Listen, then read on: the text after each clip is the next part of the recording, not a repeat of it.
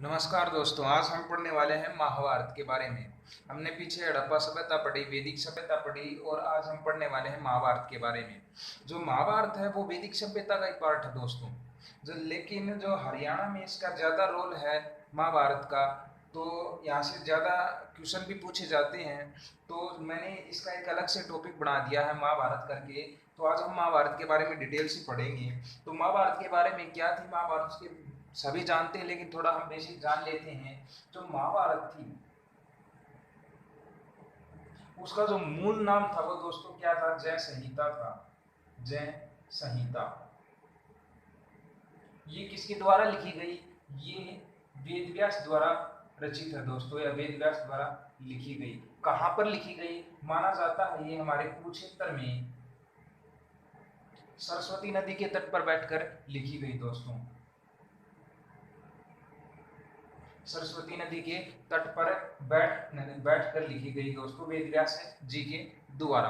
तो दोस्तों जब हम महाभारत पढ़ते हैं तो महाभारत में दो पात्र पढ़ते हैं, पांडु और धृतराष्ट्र दोस्तों। उन्हीं की कहानी पढ़ते हैं हम दोस्तों। तो हम बात करेंगे सबसे पहले कि जो धृतराष्ट्र और पांडु थे वे किसके पुत्र थे। तो ये कुरु वंश में एक राजा हुआ विचित्रवीर्य।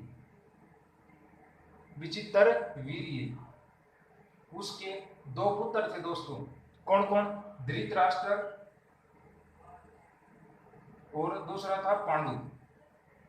धृतराष्ट्र और पांडु। जो धृतराष्ट्र था वो था जन्मान, जन्म से अंधा था दोस्तों।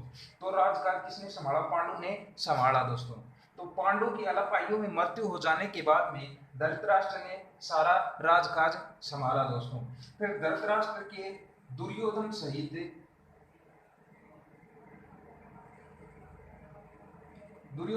कितने पुत्र थे? 101 पुत्र थे दोस्तों, जिसे क्या कहा जाता था? जिसे कौरव कहा जाता था।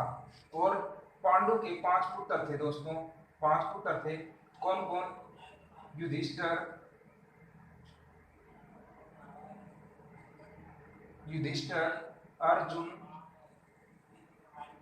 अर्जुन और भीम, नकुल और सहदेव। दोस्तों पांडु की 2 पत्नियां थी, जिसके अर्जुन और युधिष्ठिर और भीम ये तीनों तो कुंती के पुत्र थे। और नकुल और सहदेव किसके पुत्र थे दोस्तों? माद्री के पुत्र थे। ठीक है दोस्तों। और इन्हें क्या कहा जाता था? इन्हें पांडव कहा जाता था दोस्तों। इसके बाद में हम देखेंगे कि जो धृतराष्ट्र के पुत्र थे दुर्योधन और जो पांडवों के 5 पुत्र थे, उन्होंने जो शिक्षा थी वो कहां पर ली थी? शिक्षा उन्होंने गुरु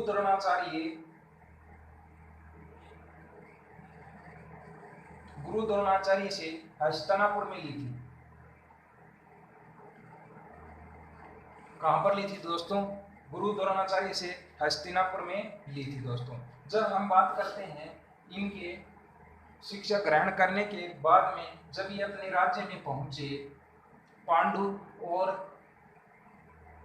कौरव, तो जो राजकाज था वो दोनों में आधा आधा बांट दिया गया, कौरवों और पांडवों में। लेकिन जो पांडव थे उन्होंने जुए के अंदर, युधिष्ठिर द्वारा जुए के अंदर सारे जो अपना राजपाट था वो किससे हार गए थे? दुर्योधन से हार गए थे दोस्तों। और इन्हें क्या मिला था? 14 वर्ष का वनवास। 14 वर्ष का क्या मिला था दोस्तों? वनवास मिला था दोस्तों। और जब ये वनवास से वापस आए तो जो दुर्योधन ने इन्हें जो इनका राजकाज था वो वापस देने से मना कर दिया था। और इसी से क्या हुआ था? महाभारत का युद्ध हुआ था दोस्तों। महाभारत युद्ध हुआ था, जो हमारे हरियाणा में कहां पर हुआ था? कुरुक्षेत्र में हुआ था। तो इस प्रकार हम दोस्तों देखेंगे कि हरियाणा में महाभारत का क्या रोल है, या फिर कौरवों और पांडवों का क्या रोल है दोस्तों। तो हम देखेंगे हरियाणा में किसका क्या रोल है। तो हरियाणा को बहुत, जो महाभारत में जो नाम दिया गया है, वो क्या है? बहुधान्य। बहुधान्य नाम किसमें दिया गया है दोस्तों? महाभारत के अंदर दिया गया है दोस्तों। और हमें एक जानकारी मिलती है महाभारत से नकुल दिग्विजय ग्रंथ के द्वारा कि जो नकुल है, नकुल द्वारा जो सिरसा और रोहतक वाला, सिरसा और रोहतक वाला क्षेत्र जीता गया था। ठीक है दोस्तों, ये जानकारी किससे मिलती है? नकुल दिग्विजयम नामक ग्रंथ से जानकारी मिलती है कि नकुल के द्वारा क्या जीता गया था? सिरसा और रोहतक जीता गया था दोस्तों। तो इसके बाद में हम देखेंगे कि जो राजा कर्ण हुआ, महाभारत में राजा जो कर्ण हुआ उसके द्वारा जो करनाल था, इसमें राजा कर्ण द्वारा क्या दिया जाता था? दान दिया जाता था, गरीब लोगों को दान भेंट करता था, दानी हुआ करता था कर्ण। और इसलिए इसे क्या कहते हैं? कर्ण नगरी भी कहा जाता है इसको, करनाल को। और दोस्तों इसके बारे में एक हरियाणा में पॉइंट बन जाता है कि जो जींद है, जींद के अंदर एक पांडु पिंडारा जगह है, पांडु पिंडारा। ये जगह किससे संबंधित है दोस्तों? ये पांडवों से संबंधित है। माना जाता है कि पांडवों ने यहाँ पर अपने पितरों के लिए क्या किया था? श्राद्ध किया था या फिर पूजा की थी दोस्तों। इसके बाद में हम देखेंगे कि जो गुरुग्राम है हमारा, गुरुग्राम, उसका नाम है, गुरुग्राम का जो नाम है वो किसके नाम पे रखा गया है? गुरु द्रोणाचार्य के नाम पे रखा गया है। किसके नाम पर रखा गया है? गुरु द्रोणाचार्य के नाम पे रखा गया है दोस्तों। ये चीजें आपको ध्यान में रखनी है दोस्तों। और एक चीज और याद रखनी है, जींद की ही, जींद का नाम जींद क्यों पड़ा? जींद का नाम पड़ा है जयंती देवी के नाम पर, जयंती देवी मंदिर के नाम पर दोस्तों। जयंती देवी मंदिर किसने बनवाया था? माना जाता है कि वो किसने बनवाया था? पांडवों ने बनवाया था। किसने बनवाया था दोस्तों? तो पांडवों ने बनवाया था। इसके बाद में हम देखेंगे कि दोस्तों कुरुक्षेत्र का युद्ध हुआ था, जो कुरुक्षेत्र का युद्ध हुआ था वो कितने दिन चला था? 18 दिन चला था। ठीक है दोस्तों, तो यहीं पर कुरुक्षेत्र के अंदर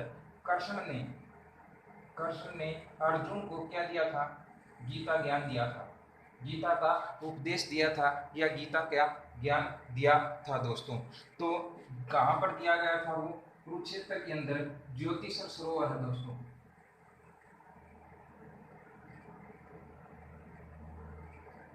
ज्योतिषर सरोवर के पास वट वृक्ष के नीचे, वट वृक्ष या बोल सकते हैं हम अक्षय वृक्ष, या फिर इसे बोलते हैं बरगद का पेड़।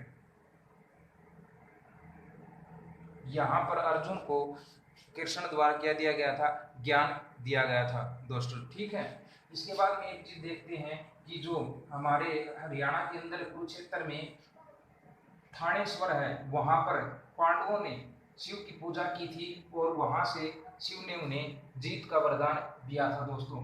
एक चीज और आपको ध्यान में रखनी है, हरियाणा में जो चंद्रकूप है, चंद्रकूप मंदिर, ये कहाँ पर है दोस्तों? ये है कुरुक्षेत्र के अंदर। ये किसके द्वारा बनाया गया दोस्तों? यह कुरुक्षेत्र में युधिष्ठिर द्वारा बनाया गया था, जब वह युद्ध जीत गए थे।